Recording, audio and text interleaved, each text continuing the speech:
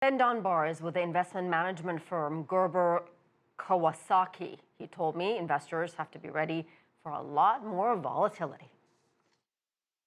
Obviously, this is what everyone's talking about, but ultimately, we have low rates, we have low growth in the U.S. Things can continue to grow, but the Fed has a tough hand to deal with Trump, all the tariffs, globalized slowdown, and so we're just helping tell investors and telling our clients, hey, be ready for volatility. The recession isn't necessarily here, but we're going to see these big fluctuations in the market. So the volatility is certainly here. In your opinion, what is the potential risk for a global recession?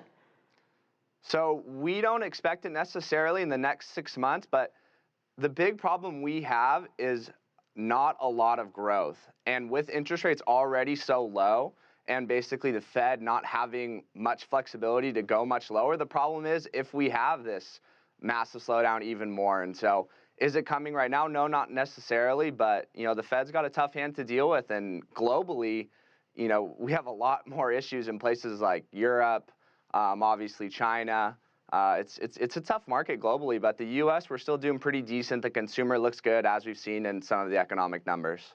Can you explain these signals coming from the bond market? Explain it to those of us who are not experts like yourself. Great question. I was getting that message from my friends this morning. So what you have is long-term interest rates continue to go down. So basically, people are willing to lock in 1.5% basically for 10 plus years. And, you could just go get 2% for a 2-year bond. And so basically, you're looking at investors that do not think inflation is coming, do not think growth is coming, and are willing to lock in a low rate of return just for safety. And so ultimately, you have a lot of investors that are very, very concerned. And, a lot of times to play the contrarian view, when you have a lot of people that are that concerned, those may be the opportunities to buy. So we've seen this huge move in the bond market, which nobody expected.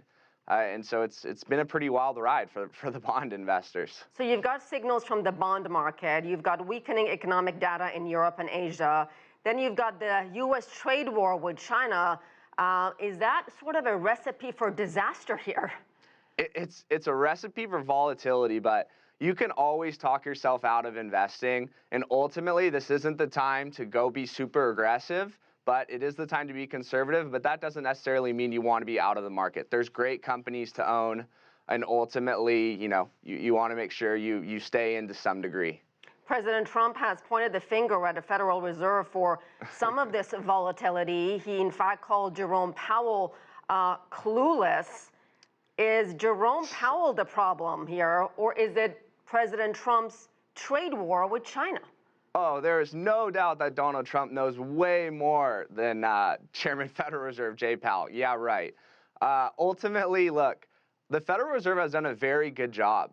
You start with Bernanke to Yellen to Powell. They've actually gotten ahead of the curve, and you look at how well our U.S. economy has continued to do, and a lot of that is due from the Federal Reserve. And they've acted quickly, they've acted swiftly. So in my opinion, contrary to what Trump says, which I have no problem disagreeing with him, they've done a pretty good job. And so, they're looking at the data, they know the numbers, and, it's a challenging environment for them, no doubt. And it's, going to be a tough decision what to make, how much to cut rates over the next 6 months to 9 months. But ultimately, I think they've done a pretty good job, actually.